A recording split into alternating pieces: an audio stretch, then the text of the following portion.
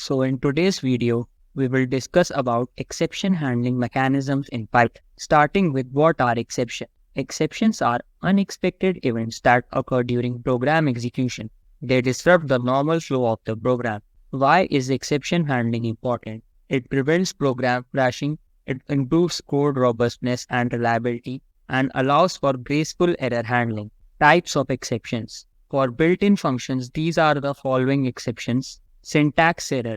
A syntax error in Python is an error that occurs when the code contains invalid syntax. For example, forgetting a colon at the end of an if statement will raise a syntax error. A value error in Python occurs when a function receives an argument of the correct type but with an inappropriate or invalid value. For example, converting a non-numeric string to an integer. A zero division error in Python occurs when a number is divided by 0, which is mathematically undefined. So like dividing 10 by 0 will raise a zero division error. A file not found error in Python occurs when we try to open a file that does not exist. For user-defined functions, custom exceptions inherited from built-in exception class can be raised. The try except block. So this is the basic syntax for the try except block. Inside the try block, we'll write the code that may raise an exception.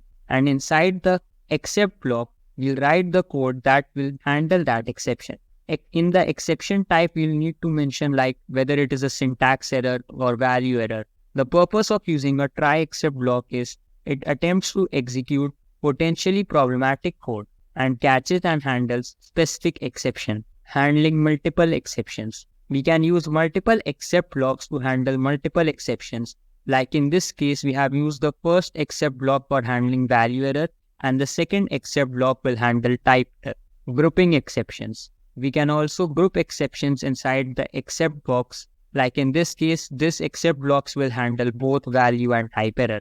Catching any exception. So by using the try except block, we can catch any exception. Now we'll see what is the else clause. So this is the syntax for the else clause. So after the except block, we'll write the else block and this will part of the code will run only if there is no exception. The purpose of using a else clause is that it executes when no exception is raised in the try block and it separates exception-free code from error handling code. The finally clause. So in the finally clause, it will always be executed whether the exception is raised or not. It ensures critical cleanup or finalization of code always executes. It provides a consistent way to release resources regardless of whether an exception is occurred or not. Now we will see how can we raise exceptions in Python. So by using the raise method, we can raise an exception. In the exception type, we'll need to mention whether it is a value error or a syntax error.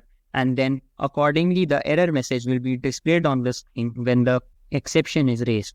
The purpose of raising exceptions is to signal error conditions in your own functions or methods and to control program flow by forcing exception handling in calling method. Here is an example of where we are trying to raise an exception. So we have created a method validate age, and if the variable age holds the value that is less than 0, an exception will be raised and the message age cannot be negative will be printed on screen. So inside the try block, we can see that we are calling the function validate age and we are providing the argument -5. Since -5 is a negative value, a value error exception will be raised and age cannot be negative. This statement will be printed on screen. So as I mentioned, this happens because validate age function raises a value error when the age is less than 0, which is then called by the except block, printing the error message. The best practices that we should follow while using this exception handling mechanisms are that we should be specific with the exception types.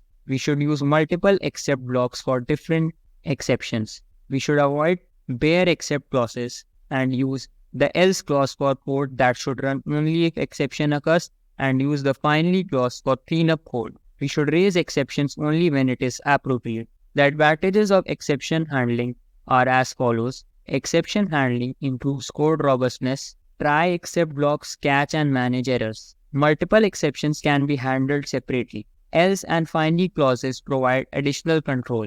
Raising exceptions allows for error conditions. Following best practices leads to cleaner and more manageable code. So now we'll go to the Google Colab platform where we'll see some practical application of what we have learned today. So now we are at Google Colab, and let's begin with an example on the try except block. So in this case, in the try block, we are taking an input number, an integer number, and then we are dividing it by 10. So in case we take 0 as an input, this will be a 0 division error, and on screen error cannot divide by 0, this statement will be printed. But in case if we'll input a string, that will be a value error, and that will be caught by this except block. And so in that case, error invalid input, please enter a valid number, this statement will be printed on screen. So if I'll run this code and I'll give input as 0, the 0 division error block will be executed, and we can see that cannot divide by 0, this statement is printed.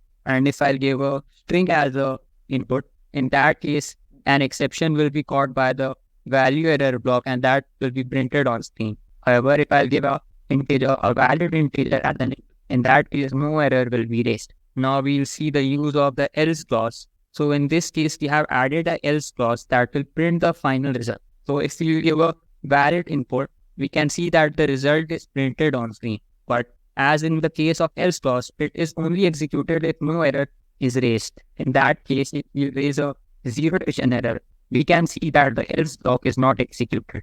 Now coming to the finally clause. So finally clause is executed even if an error is raised, and we'll see this. So if you input a valid integer, say 2, in that case, both the else clause and finally clause both are executed, and we can see that the result is printed, as well as the statement execution completed is also printed on the screen. But if we raise an error, in that case, we can see that the else clause is not executed, but the finally clause is executed. Now we'll see how can we raise exceptions. So here we have defined a function validate age, and if age is negative, in that case, a value error will be raised, and age cannot be negative, this statement will be printed on screen. So inside the try block, we are calling this validate age function, and we are giving value -5 as an argument. And the except block will catch this error and print the required statement. So if we'll execute this block, we can see that invalid errors, age cannot be negative, this statement is printed on screen. So this marks the end of this video, and that was all about exception handling in Python.